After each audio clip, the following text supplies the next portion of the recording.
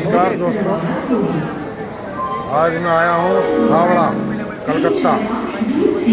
मतलब यहाँ का आपको सारा प्रताप दिखाऊंगा। तो कभी ये हावड़ा स्टेशन पर हम उतरे हैं, सभी साथियों के साथ आया हूँ, स्टाफ के सभी साथियों के साथ। यह हावड़ा स्टेशन है। आगे चलते हैं, आपको हावड़ा का ब्रिज भी दिखाते हैं। वैदिक विलेज जा रहे हैं। अब हम बैठ गए गाड़ी में सारे स्टाफ के साथ। पूरी गाड़ी फुल है, देख लो।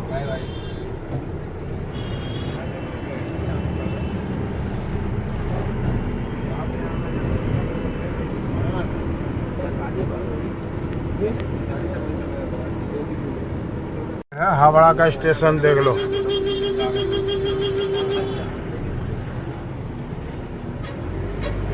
पूरी चहल पहल हो रही है भाई हावड़ा स्टेशन पर।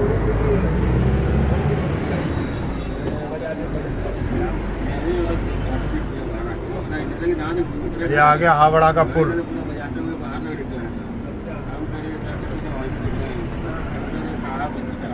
इधर आ जा।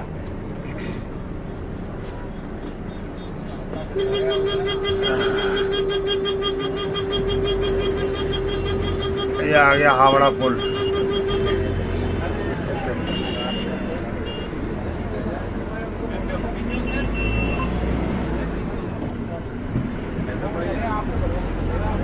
और अंग्रेजों के जमाने का पुल है ये हावड़ा का।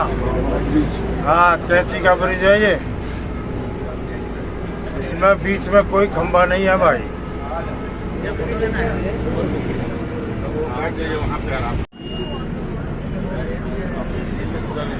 अंग्रेजों के जमाने का पुल है भाई। इसमें कोई भी बीच में खंभा नहीं है, बस कैंची का पुल है, एक इस पार और एक उस पार।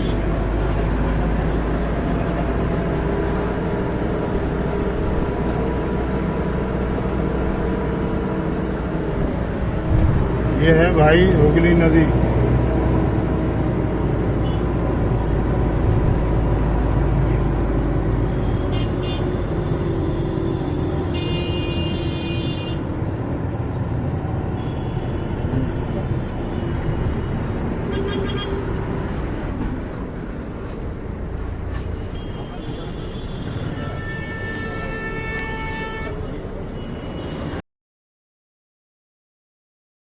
हम पहुंच गए हैं ये वैदिक विलेज में, राजरहाट। और देखिए ये इस तरीके का है। ये अभी स्टार्टिंग का है पोर्शन इसका। अभी गेट पर पहुंचे हैं।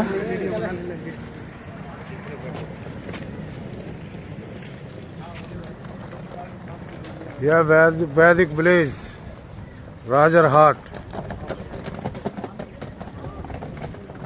पुराने ज़माने के जो घर होते थे ना, बिल्कुल उसी हिसाब से ये बनाया हुआ है।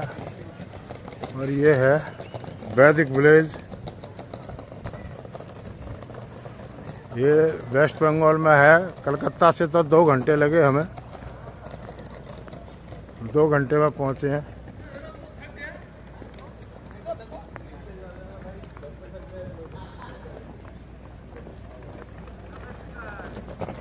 ये है हमारे रतीश जी, ऑल इंडिया के जनरल सेक्रेटरी।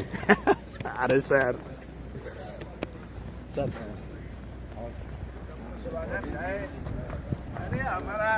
दादा दादा शेर जी दादा देखो कहाँ से, शेर जी कहाँ से फोटो खींचते न जा रहा है। मैंने कहा इसको कैमरे में कैद कर लेता हूँ। वह अति सुंदर है भाई। ये तो मानने वाली बात है, जबरदस्त एकदम। देखिए पूरा छत भी पूरा बांस का बनाया हुआ है, देख लो पूरा बांस का है।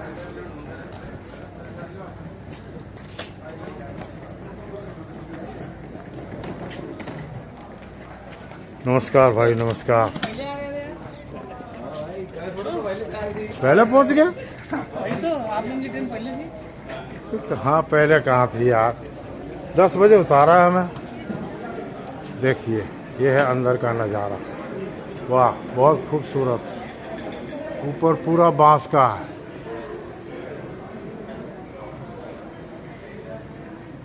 बाकी का सीन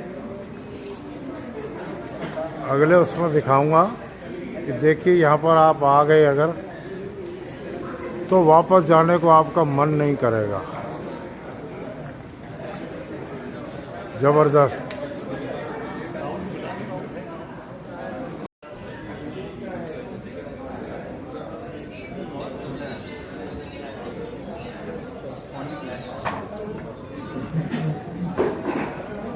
धीरे धीरे सभी आ रहे हैं भाई। अब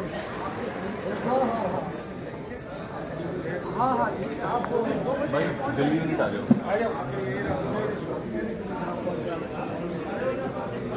चलो दिल्ली यूनिट। भूल गए याद करो याद करो।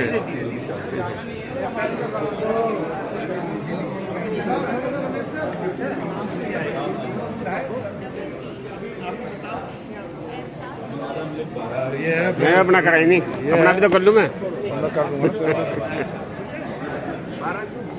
मैं कर दूंगा ना, तो कर लेना। ये है राजरहाट का वैदिक विलेज और ये रिजॉर्ट है भाई, और मशहूर रिजॉर्ट है। और इसमें जब आप आएंगे आप जाने का मन नहीं करेगा, इतना ज़्यादा अच्छा है, सुंदर है, खूबसूरत, एकदम फर्स्ट क्लास। ये काउंटर है यहाँ पे। आपकी सर की और रोशन सर की। हाँ ठीक है, देखा ना क्या है। चाबी है। हम लोग दिल्ली से आए हैं और ये यहाँ वेस्ट बंगाल में राजरहाट में। देखिए हावड़ा से हम उतरे तो 2 घंटे हमारे को लगे कम से कम यहाँ आने में। और उसके बाद जब यहाँ आए तो हमारी सारी थकान ही दूर हो गई, क्योंकि ये जगह इतनी अच्छी लगी। सारा पुराने जैसे गांव होते थे ना, उसी तरह ये बना हुआ है और बहुत अच्छा लगा है। वैदिक विलेज इसका नाम है। और हम सभी दोस्त लोग सब बैठे हुए हैं, बाकी इधर घूम रहे हैं। और ये जो लड़का वीडियो बना रहा है ये भी हमारे साथ है, शिव कुमार, और क्या नाम है, ये हमारा चीफ ऑर्गेनाइजिंग सेक्रेटरी है। ठीक है, इसके कंधों पे हमने इसका 2 बंदूक डाला हुआ है, कैमरा भी संभाल अच्छी तरह से ये उसको निभा रहा है। बाकी इधर घुमा दे, बाकी पे देखो ये बाकी के सभी साथ में हमारे छाती खो दूंगे कहीं।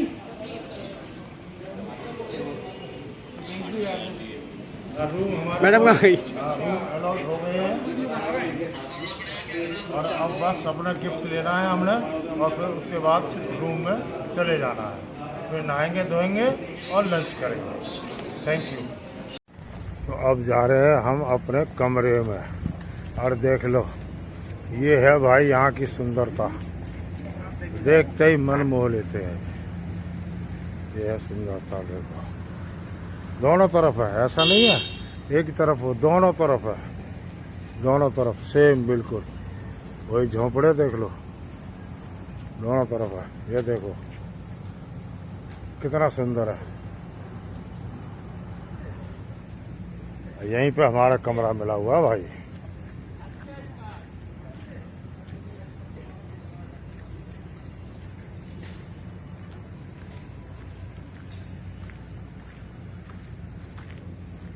ये है देखो किनारे किनारे कितनी सुंदर फुलवारी सजा रखी है, देख रहे हो। और ये एक तरफ नहीं है, दोनों तरफ है। देखो दूसरी तरफ ये बांस के पेड़, ताड़ के पेड़, कितना सुंदर लग रहा है। ये दोनों तरफ है, देखो दोनों तरफ।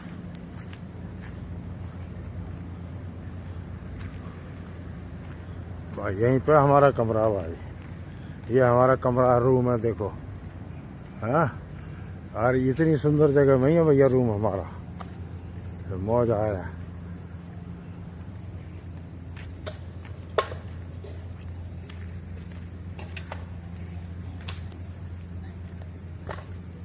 नारियल के पेड़, नारियल लग रहे हैं,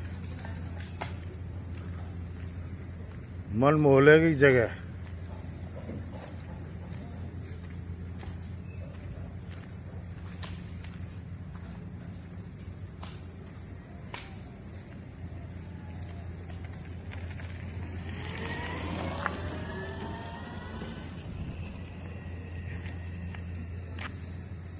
है देखो अपना रूम में अब जा रहे हैं।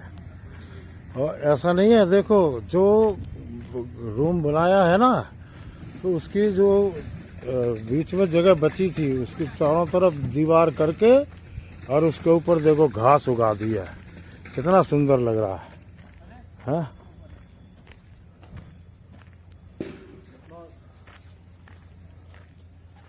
अब देखो ये आ गया हमारा रूम, ये आ गया रूम। और ये हमारे रूम पार्टनर रमेश चंद जी और रोशन लाल जी। ये है हमारा रूम। अभी ये 2 हैं बेड और हम लोग हैं इसमें 3। तो अभी जो है इसमें एक रूम एक बेड और अभी आ रहा है, ठीक है। और ये देखो यहाँ से बाहर का नज़ारा दिख रहा है। ये देखिए, ये है तालाब। जो बंगाल में एक तालाब हर एक लोगों के घर होता है, वही एक तालाब है ये। और देखिए ये यहाँ पर खूबसूरत पेड़ है तालाब के यहाँ। और ये हमारा रूम, मैं अपने रूम में से ही तस्वीर ले रहा हूँ। देखिए ये रूम है।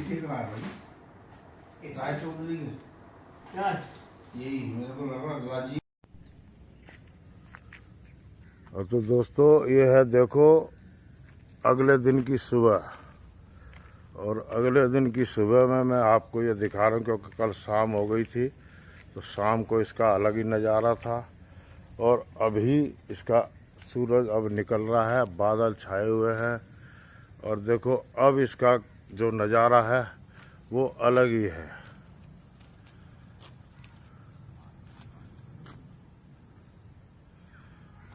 सुंदरता की मूर्त बन गया है ये बांस का पौधा है।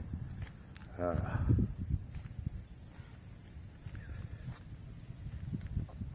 अच्छा सजा रखा।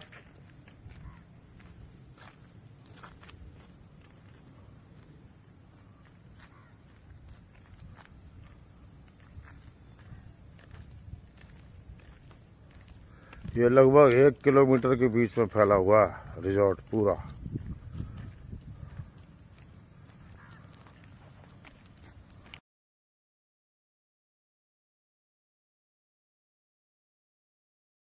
सेंट्रल कमेटी में अगर इसको रखना चाह रहे हैं, क्योंकि सेंट्रल कमेटी में मैनेजमेंट प्रेसिडेंट या स्टेट सेक्रेटरी को जो रिटायर्ड हैं उनको अलाउ नहीं कर रहे हैं। लेकिन स्टेट में परिस्थिति दूसरी है।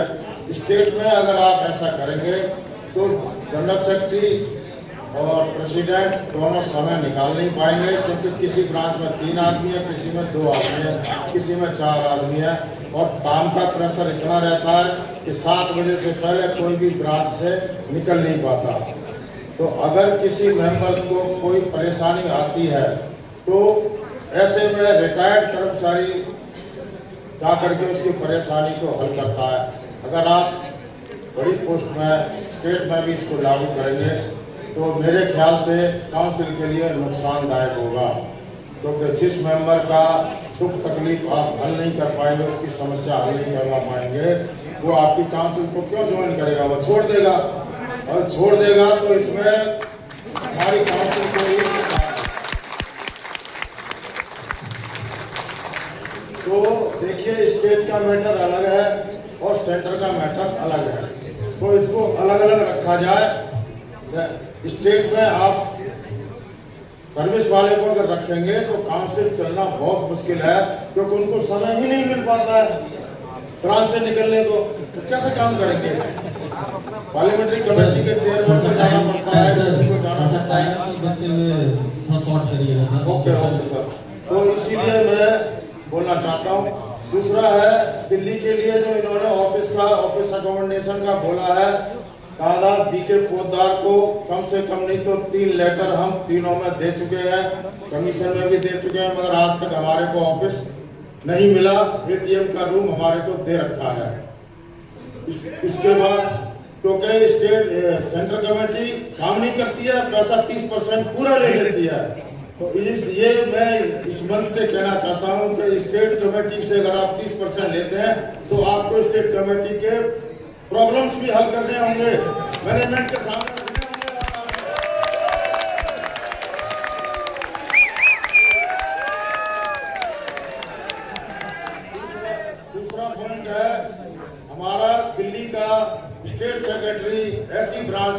जानबूझ करके पोस्टिंग किया गया। वो राजेश तिवारी वहाँ पर जोनल हेड है, जीएम है, उनकी कंप्लेंट भी 3 बार घनश्याम परमार जी को लेटर लिख दिया, अभिमन्यु रजक जी को लेटर लिख दिया और राठौर जी को भी लिखा। क्या सेक्रेटरी बोर्ड में बात करें? कमिश्नर को भी दे दिया है, लेकिन अभी तक उनका वहाँ से पोस्टिंग हटाई नहीं है। जबकि डीएफएस के लेटर में साफ साफ लिखा हुआ है कि 2 ऑफिस दियारा जो मुद्दे रख सके, तो मुद्दे कौन रख सकते हैं? स्टेट सेक्रेटरी और स्टेट प्रेसिडेंट। उन दोनों को ऑफिस के जो जोनल ऑफिस है उसके आसपास इसको पोस्टिंग होनी चाहिए। ये पॉइंट नंबर 8 है डीएफएस का जो लेटर है, उसमें पॉइंट नंबर 8 में साफ साफ लिखा हुआ है। लेकिन हमारे जनरल सेक्रेटरी, प्रेसिडेंट, सेंटर की कमेटी आज तक इसको अमेंडमेंट नहीं करवा पाई है मैनेजमेंट से। तो ये हमारे बहुत बड़े दुख का कारण है कि जब सेंट्रल कमेटी वहां से पैसे लेती है तो हमारे सेंटर के स्टेट के काम भी उनको करने होंगे, हर हाल में करने होंगे। और अभी जो नहीं किए काम उनको भी देखना होगा। हमने 3 लेटर लिखे हैं, मगर उसका कोई रिप्लाई नहीं है सेंट्रल कमेटी की तरफ से। भाई यही मैं कहना चाहता था दोस्तों। Thank you.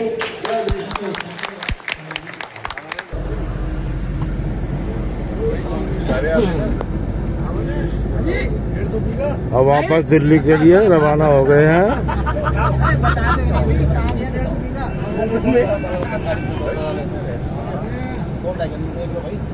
अरे सर डेकोरम मेंटेन कर लो। जाके करना 12 है ना अपने। आदमी गिन लो तो सर आप अपने पहले। यार अपने तो सारी है। जॉनी है।